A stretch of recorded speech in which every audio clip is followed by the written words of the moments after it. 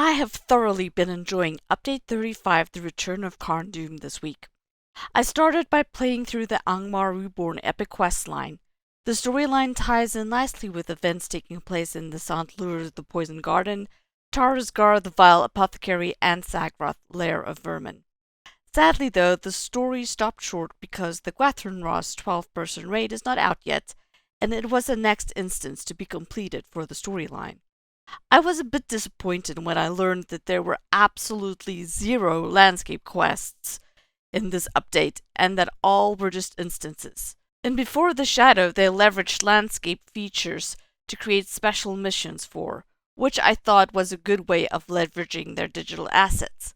But the missions felt a bit disjointed from the actual storyline.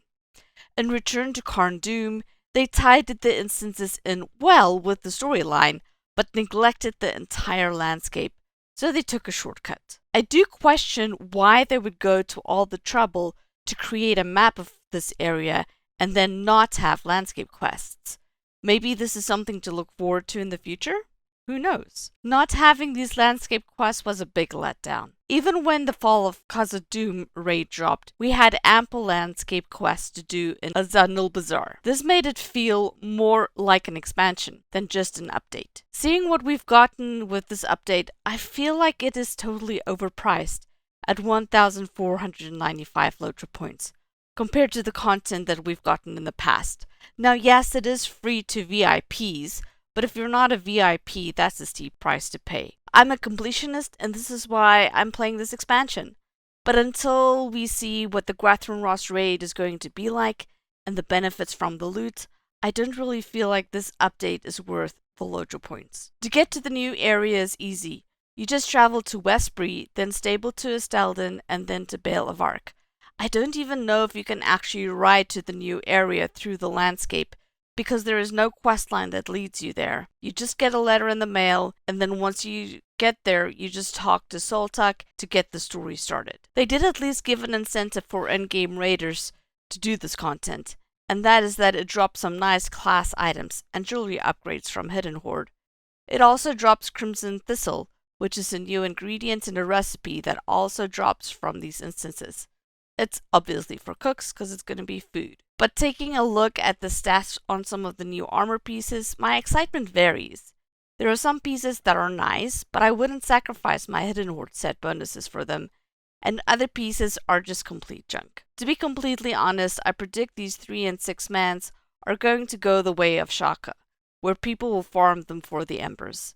This is fine because it's something the community has been asking for, but at the same time, it's just a grind. The Poison Garden and the Apothecary does not really compare in difficulty against last year's Agoroth and Woe of the Willow or even Den of Puglak. I feel like tier 3 on these are pushover and more of a stat check than a mechanics check. You can do the 3 mats on tier 3 even without a healer. I was able to complete Apothecary successfully on my guard, with 2 hunters blowing it up. I will wait to hold my complete analysis about these until tier 4 and tier 5 drops. Now, please understand, I'm talking from a point of view of someone that is geared out with Hidden Hoard loot. If you're just starting out with endgame content, doing solo work to get Delver's gear and then working up towards the 3 mans and 6 mans, then this content will be enjoyable and will be challenging enough. And this is a great segue to get the gear you need to then go run Hidden Hoard and have a blast at it. You'll have plenty of hours of fun in there, so enjoy the journey. We had a crash course on the Cappy changes when we decided to run the first night of the update on Hidden Hoard Tier 4 Boss 2. I know, we're a bit crazy, but hey, why not? The Cappy changes were significant enough that I on my guard was challenged a couple of times to take aggro back from the Cappy, as the Cappy now has the skill that will copy all the guard's threat onto themselves, effectively acting as an AoE taunt. It was fun to learn this by trial and error. I will be diving deeper into Cappy and Warden changes once I've had a chance to do a bit more experimentation on them. I don't want to just rush into the class discussion without doing some basic research. What can you expect from me next? I put up a poll on the community tab to ask what walkthrough video you want me to do next, so go there and click and let me know. But don't worry, I will get to all of them eventually in the next coming weeks. Every Tuesday I'll release a new walkthrough video on one of these instances, and then we'll go from there. Do me a favor and hit the like and subscribe button on this video to let YouTube know that I'm doing a good job. I hope to create even more interesting and exciting content for you this coming year.